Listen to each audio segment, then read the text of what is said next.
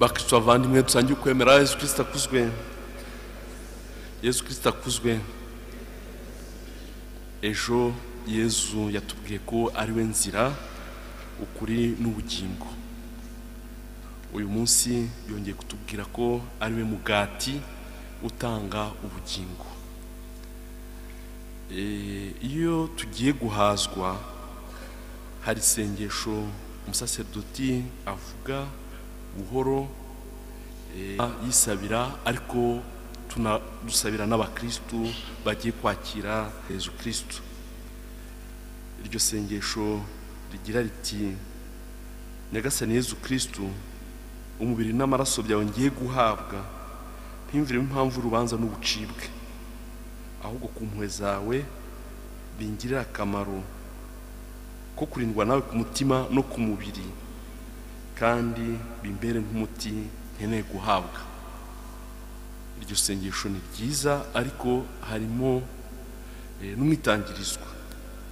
Umubiri wawe, umubiri n'amaraso byawe ngiye guhabwa ntibimviremo impamvu y'urubanza n'ubucibwe.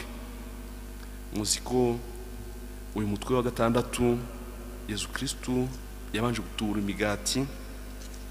Amaze gutubura imigati, bamaze kurya, bamaze guhaga, abana ba Isiraheli bashaka kumwimika, bashaka kumugira umwami. Arabahunga kuko ntabwo ariyo gahunda ye.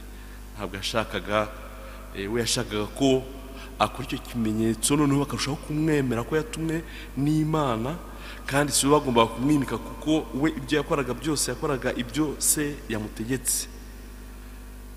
Akari nabyo natwe tugomba kuba maso, kuko uyu mutwe wa gatandatu Yesu Kristo yagiye ahura n'abantu badashaka kumva cyangwa se badafite ukwemera. Ari naho isengesho tuvuga tuti ntirimvire isakramentu ni ryiza cyane ryo kuguhabwa, ngasabana nawe nka umwe nawe ni ryiza, ariko ntirimvire mu bucibwe n'urubanza, ntibimviremo impamvu y'urubanza n'ubucibwe. Muzi ukuntu uyu mutwe urangira, nayo ngo urangira nabi. Bamwe banga kwemera ko ati uriya muntu arakabije, kandi koko murabizi ntabwo abakristo bose, abita abakristo bose ntabwo ariko bemera isakramentu ry'Ukaristiya, ko Yesu ari muzima mu isakramentu ry'Ukaristiya. Iyo dufite za misa z'ubukwe cyangwa se zo gushyingura, intambara tugirana na bariya abantu bandi tudasengera hamwe kandi bita abakristo, ari intambara ikomeye cyane. Bagera aha mu kiliziya bagatangira kurya za biswi, abandi bagatangira kwifotoza aho bashaka, bagatangira gufungura telefone, ukabona baje nk'abantu baje muri stade cyangwa se ahandi hantu, nta kubaha Yesu Kristo uri muri tabernacle aha iwacu, waje kwibanira natwe, waje kudukiza. Natwe hari ibintu byinshi tugomba gukosora kugira ngo Yesu Kristo duhabwa atatuvira impamvu y'urubanza n'ubucibwe. Iyo twakoze izo za misa, nibwo tubwira abakristo, tubwira abo bose baje mu misa, ubundi ntabwo tubisubiramo kenshi, bakabati rwose nyamuneka ntabwo abantu bose hahazwa abakristo gatolika, kandi nabo biteguye, bafashe umwanya wo kwitegura.